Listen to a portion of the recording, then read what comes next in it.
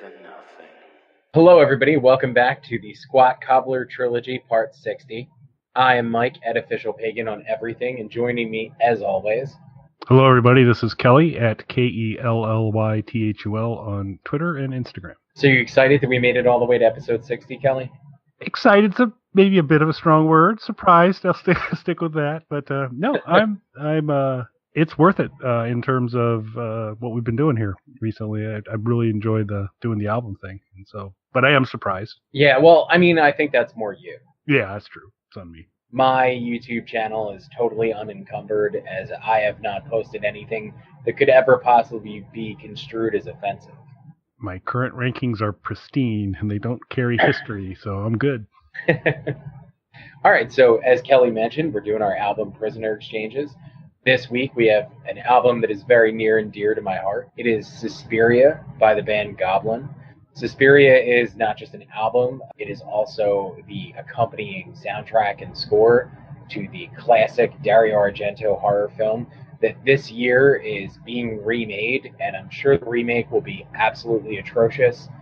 I decided it was time to revisit one of my favorite albums that's also tied into one of my favorite movies from one of my favorite bands, and kind of throw it at Kelly, who, to the best of my knowledge, you are not familiar with this band. Is that correct? That is correct. I had not heard of this band or this movie. Now, did you watch the movie or just listen to the album? I focused on the album for now, but I'm intrigued. So I'll probably will catch the original. Like taking your counsel that maybe the remake may not be on my short list. Yeah. So I've seen the trailer for the remake. Just like every fanboy, as soon as the remake was announced, I was like, this is going to be garbage. I have seen the trailer for the remake. There are a lot of people excited about the trailer. I'll say this. I'll split the difference. I'll be diplomatic about this. It doesn't look like a terrible movie. It also doesn't look like it has anything to do with the film Suspiria. So I have no interest in a remake of Suspiria that is largely an original thing, because then to me you're just trying to cash in on the fan love of that film. Now, we've been inconsistent. I know it's a shocker to the squatties out there, but we've been a little inconsistent. That what became a hallmark of our Alice reviews was we would always, prior to starting it off, discuss the artwork, the album cover artwork. And I didn't know if you wanted to start introducing that as a standard feature on the Prisoner Exchange reviews, or whether we let them go their own way. We could do that if you would like. What did you think of the Suspiria artwork when you looked it up, sir? So I liked it. It's a nice kind of a stark graphic dancer in a pool of blood, like you would expect for Suspiria, I would think.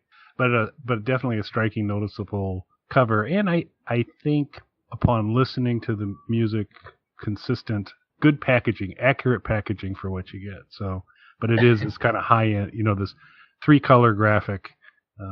Black, white, and red cover that's pretty striking, and so I liked it. What are your thoughts on the cover? One of the things you have to know about both the band, the film, the soundtrack, all of that stuff. So Goblin is sort of a progressive rock band from Italy. They rose to prominence because of movie scores and doing songs for film and television. They had some work out that was just standalone albums that was well received by fans and music critics, but wasn't particularly commercially successful until they started doing songs for soundtracks and entire film scores. Particularly the stuff that they had done with this director, Dario Argento, is really what they're known for. So just to confuse all of the fans, Suspiria was their biggest album. There are multiple versions of this album with varying track lists. The band has re-recorded most, if not all, of these songs. So there are different versions of the songs themselves. And currently, there are at least 3 active, I believe it's actually 4 now, 4 active incarnations of the band. Because the original lineup of the band is broken up and reformed into these different iterations of what Goblin is. And there are at least 3 of them that are on tour now, and at least 4 who have put out albums in the past few years. So it's very, very confusing getting into Goblin and getting into their stuff. It's also probably more confusing to get into something that is tied into a film if you're not familiar with the film. So just to give you some background where that image fits into the film, the movie is about an American woman who gets a spot in a prestigious dance academy, and when she arrives there, her fellow dancers start to die under strange and mysterious circumstances. The movie is the first part of a trilogy. It is the Three Mothers trilogy. They are films about witches, and they're particularly the first two films are known for their music and their hyper stylized visuals of the films, which is totally missing from the remake, which is why a lot of fans are upset, including myself. This, of course, we have as a dancer covered in blood because her head is falling off backwards. Fits in with the motif of the film. Fun for the whole family. Yeah, simple, straight to the point. Now, as we were preparing for this, I did send you a link to a version of the soundtrack. As I mentioned, for the squatties out there, when you guys go and look this up, you're going to find a lot of different variations of this soundtrack. You might hear re-recordings of songs. So it gets a little bit muddy, but the core album, the original album that Kelly and I are going to talk about, is 8 tracks. So what's your top line reaction to this? So first of all, let me echo the fact that this is a challenging album to kind of nail down. So what was the track listing exactly for this thing, particularly in the original one? Because even on the link you sent me, and we'll get to it later in the review, the Black Forest Blind Concert 2 songs was actually in the playlist you gave me, listed as one song. And I remember listening to it and going, yeah, there are tempo changes that occur in this album, and there's some very interesting things that go on. But I felt, this almost seems like a whole separate movement. It could have been a separate song. And then upon further reflection, because I knew you told me it's 8 tracks, and I kept going through my notes going, I've got notes on 7. And I kept going. So I was like, I got it. So I'm going to get a little dicey, and I think I separated it correctly. But when we get there, you can let me know how well I did on that. Okay. But top line reaction, I've liked everything you've recommended so far, and it's going to be okay when I don't, just like it's going to be okay when there's a chance on the next one. And Mike's not going to be a big fan. This is my favorite of your recommendations so far. Oh, really? Yep. Well, I'm really excited to hear that because, like I said, I'm a big Goblin fan. So it's cool if I'm introducing you to something. And if you're interested in their music, or any of the squatties are interested in their music, because they've done so much soundtrack work, and the soundtrack work is without question. So just to give you an example, the surviving members of the original band briefly reunited a few years back and managed to make it through like 3 or 4 shows together before they broke up into 7 different bands again. I was lucky enough to attend one of those shows, and I also got like a VIP pass, and I got to go meet the band and everything. It was really cool. But to give you an example of how fans react to their music, this was a sold-out show. It was a big crowd. We were there. They opened up with a non-soundtrack related song, and everybody was excited. Everybody was cheering. It was a standing room only venue. It was like a giant warehouse, and you got a couple thousand people packed into a giant warehouse space, and there were waitresses walking through the crowd holding drink trays above their heads. And during the first song, which was a standard album track not associated with a film or TV show, this was fine. They were walking around, everything was good. The second song in their set is the song Deep Red, which was their breakout song, and it was the first film-oriented release that they had ever done. As soon as the opening notes of that song started, everybody started jumping up and down, and you just saw the trays fall, and the waitresses just disappear into the sea of people. Yeah, I think drinks on the head is never a good concert beverage delivering mechanism. No. Well, they were holding them up like single-handed over their head, and as soon as the opening notes of Deep Red started, you just saw the trays collapse into the crowd. It just shows the difference. Like, everybody was excited and all, but it shows that, the soundtrack work is what they're known for. So if any of the squatties or you yourself wanted to check out any of their other work, it's very varied, because obviously doing scores and soundtrack stuff, they're tailoring it to the projects. So you get a lot of variations in their sounds from album to album. So I'm excited, though, that you did enjoy this. It's currently number 1. Nice. All right, so let's kick things off, go track by track. The title track, Suspiria, this was their closing number when I saw them live. This is their biggest song. The song was a big hit overseas. I would say, other than Deep Red, it's probably their best known song. The song has been covered by a ton of bands.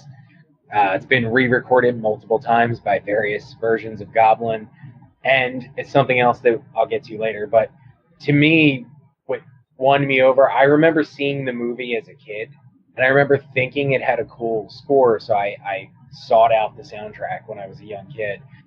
Came across the soundtrack, and it wasn't until I listened to the music on its own that it really struck me, particularly this song. To me, so it has a lengthy intro that starts off with a Celeste and bell mixture. For anyone who doesn't know what a Celeste is, it sort of looks like a piano, but when you press the keys, instead of plucking a string like a piano does, there are actually little hammers inside of it that hit pieces of metal to play different intonations. Most people would be familiar with this instrument from the Nutcracker. So if you've ever heard any of the Nutcracker music around the holidays, which I'm sure everyone has, that's a Celeste. So you have this mixture of a Celeste that typically we would associate with Christmas music and holiday, to upbeat, holiday, cheery things, used to instantly create this dark, ominous atmosphere that I fell in love with as a kid, because you're hearing an instrument presented in a way that no one else had presented it. And to the best of my mind, I can't think of any. First off, it's not like you hear a Celeste used in a great deal of popular music, but to be used in a way to create such a completely different atmosphere than what most people would associate it with, I just instantly fell in love with this band, with this song.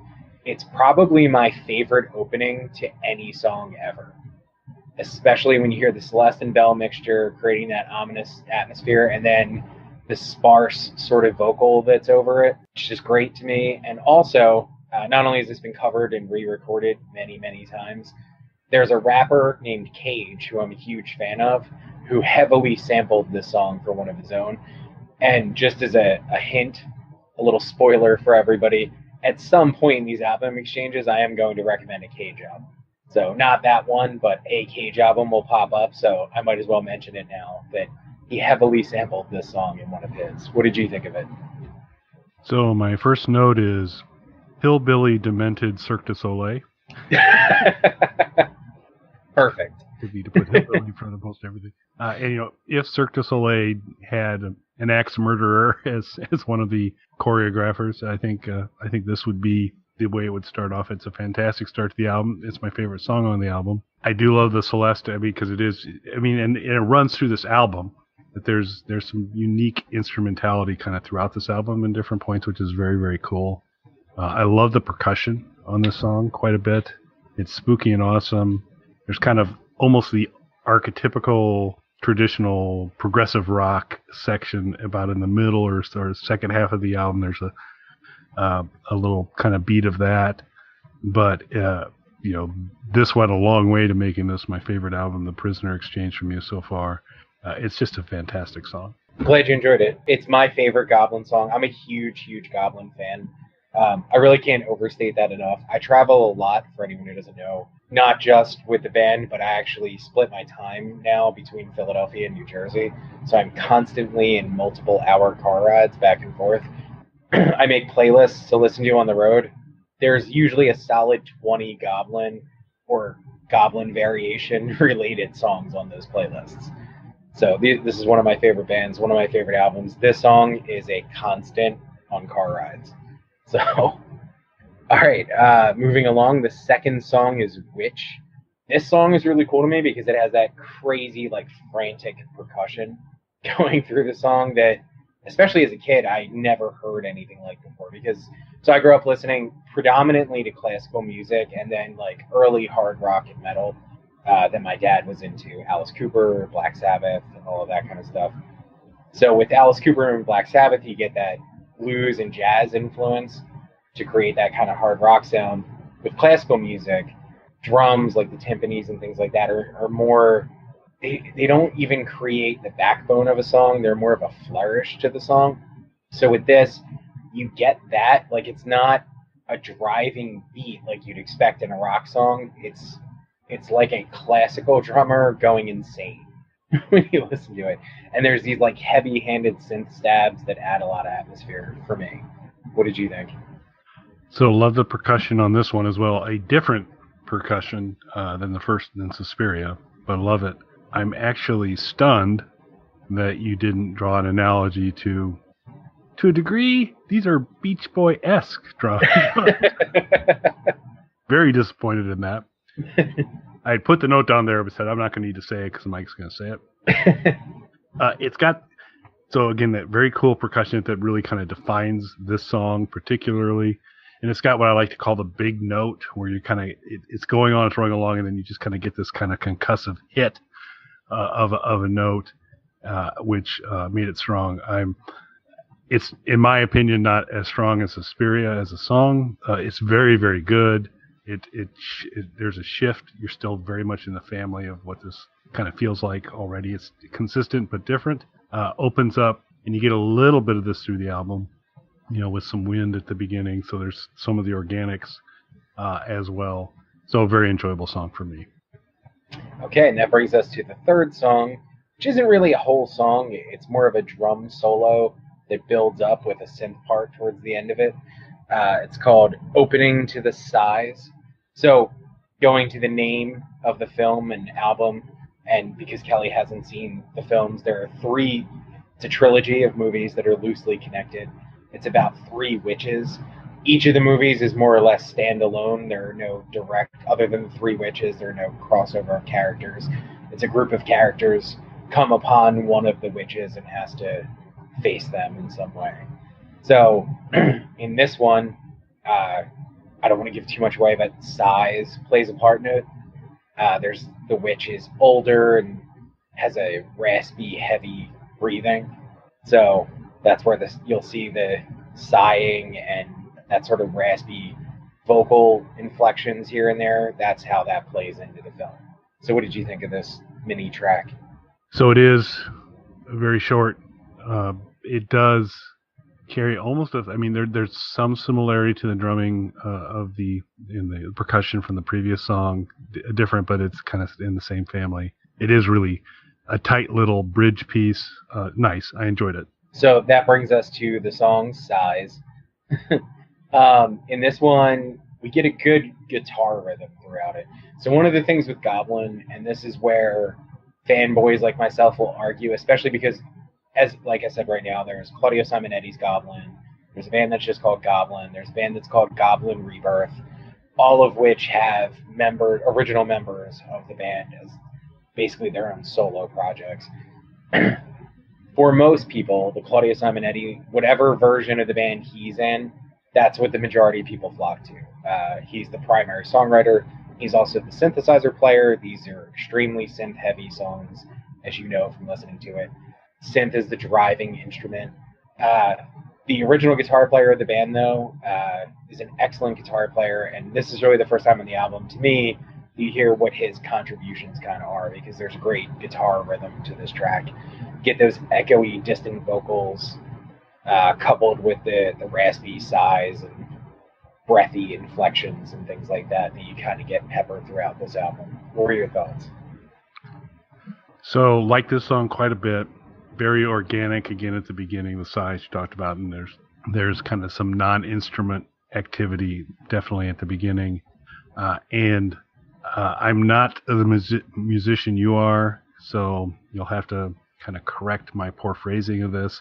I call them kind of loose string guitars, but you get that kind of mojo going in it as well as the heavy synth piece of it as well. But this kind of loose string guitar sound is great, which almost very reminiscent of Shiny Beast, Bat Chain Puller, Captain Beefheart era music. That it's that jangly, sinewy kind of guitar stuff, which I love. I'm a big Beefheart fan, and so that was actually pretty cool.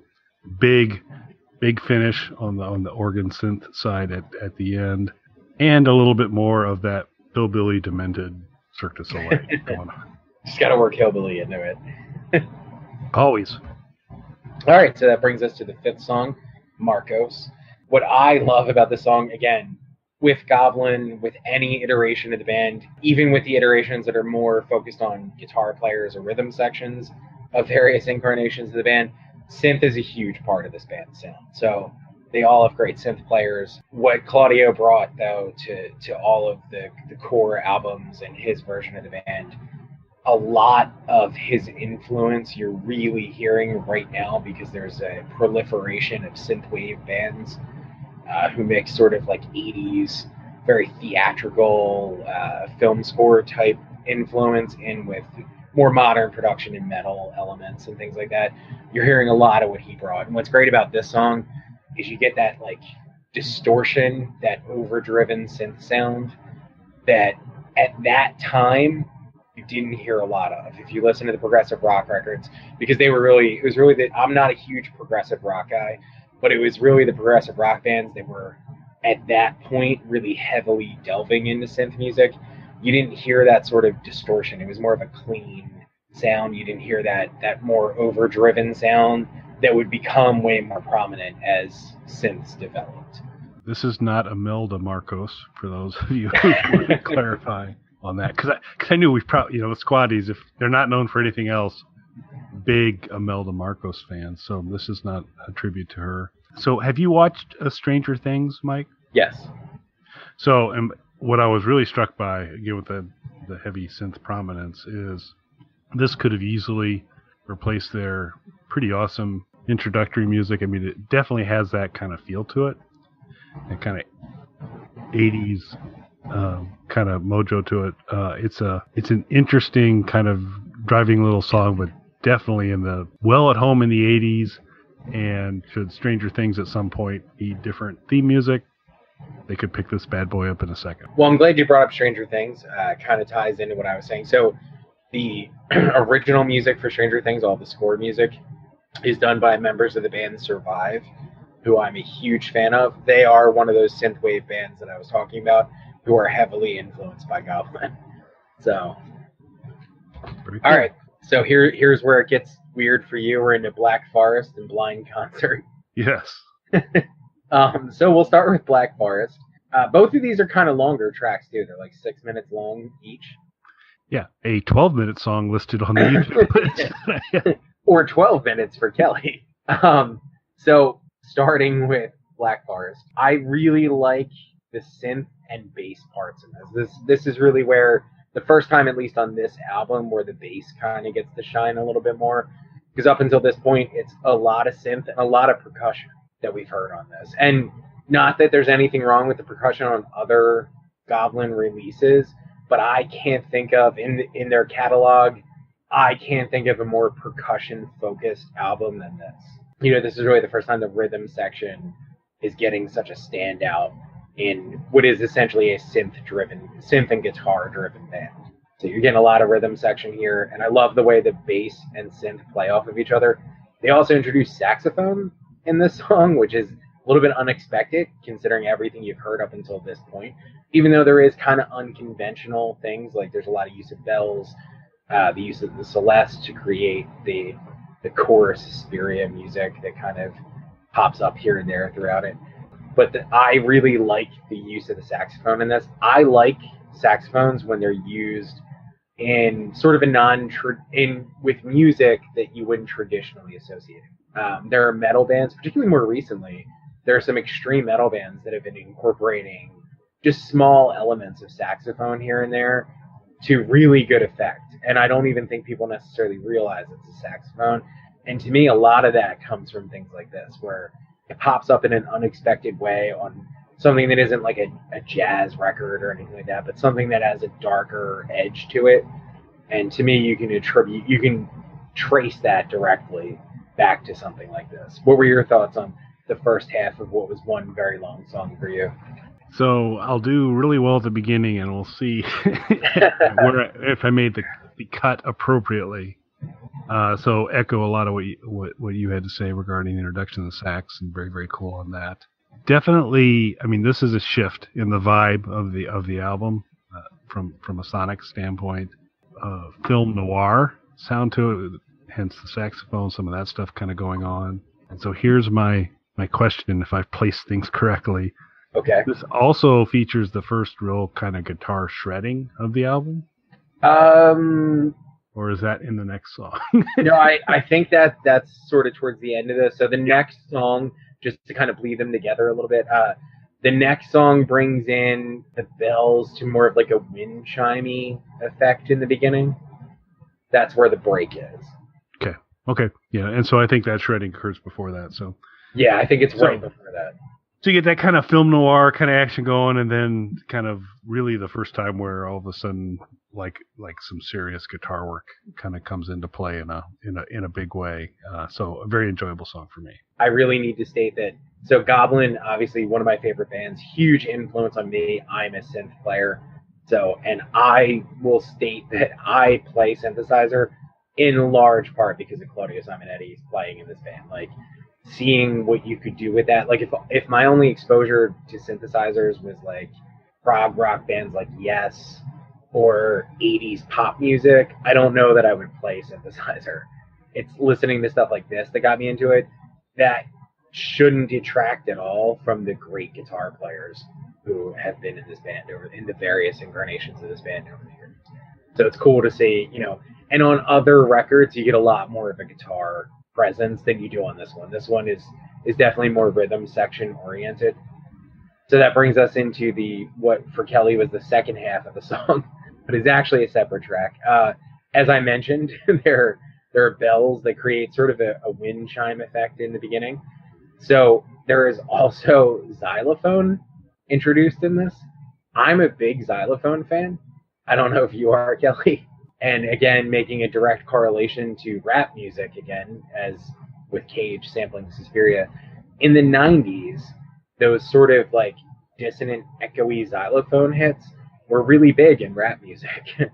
And Goblin was a heavily sampled band before they really started cracking down on that stuff. So there's again a direct correlation to something that's a little bit unexpected. So my break was good. I managed to do this well. This is almost you almost get funk in kind of the delivery of some of this, which again is a new introduction to the album. And so you mentioned the xylophone, and so that really kind of crystallized it for me because it's in the back half of the song. Yes. But when the xylophone kind of makes its introduction, I had my notes kind of reflect, boy, this is kind of Zappa-esque. And Frank Zappa was a big proponent of the xylophone. One of his percussionists was pretty significant on the xylophone, and so you get some of that kind of mid-career Zappa jazz progressive stuff with the xylophone as a significant presence. And so you get some funk, you get some Zappa, a very, very cool song. Okay, and that brings us to the last proper track on the album. Again, multiple editions of this with various bonus tracks and re-recordings and things. But on the core original Suspiria album, the 8th and final track, and I am probably going to butcher this enunciation, but Death Valser? Does that sound right? Yeah, I'll go with that. Okay, that's what we're saying it is, so that's correct from this point forward.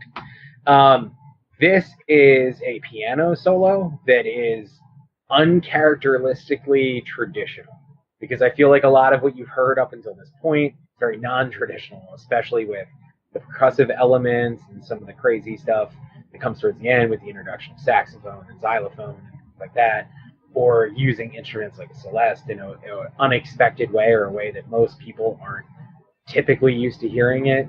This song is actually very straightforward, traditional, old-fashioned, I would say, piano approach, which actually makes it strange and jarring when you put it in with this mixture of stuff that you've heard before it, which is why I like it, because it actually it makes it stranger, it makes it stand out compared to the rest of the stuff. What did you think? Enjoyed this song quite a bit. I mean, it's almost that kind of 20s, 30s sound of the piano kind of stuff as well. A big shift musically, because there's been none of this up until this point in the album so far, but it doesn't feel disconnected, but it is distinctly different.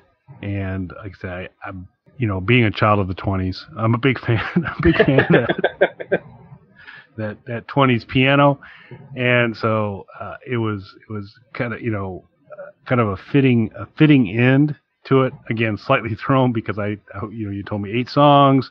I was running through and I'm like, and I'm going through the track list going, wait a second, is this the last? This feels like the last song. It should be the last song. Sorted it out, everything got well, did that break. A really nice end to the album. But this is, I appreciate you recommending this because this is very enjoyable music that I was unfamiliar with.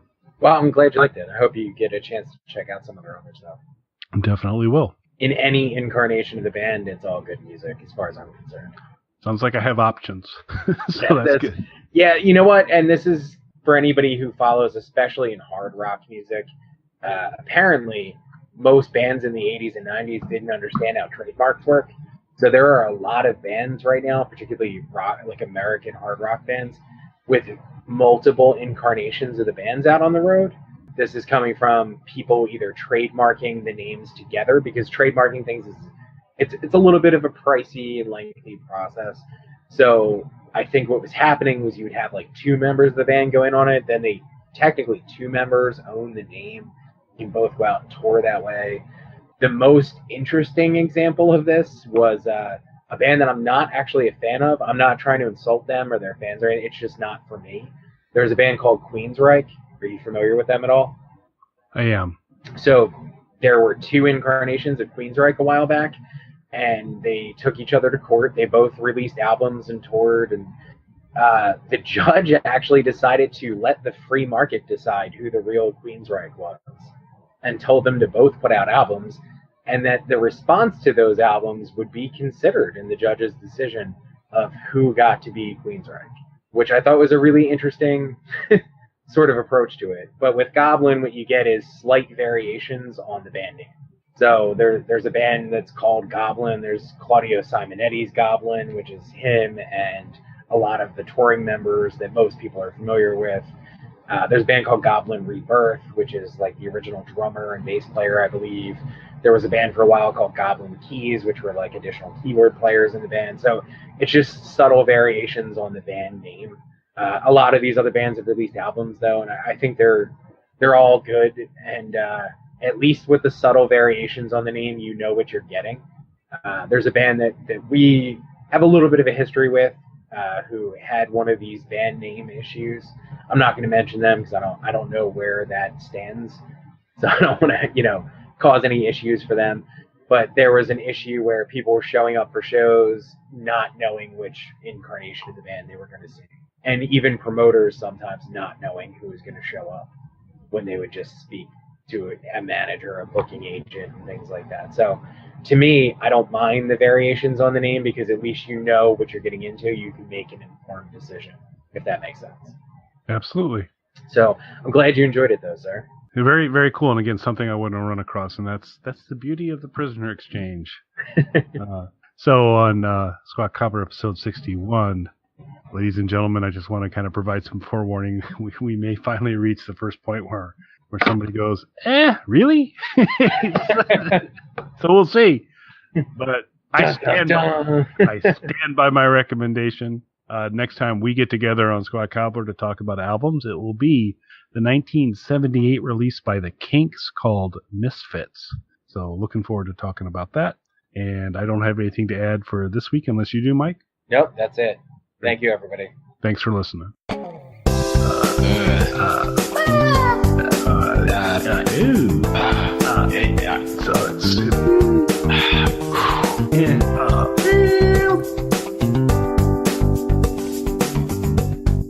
right, I'm going to stop the broadcast.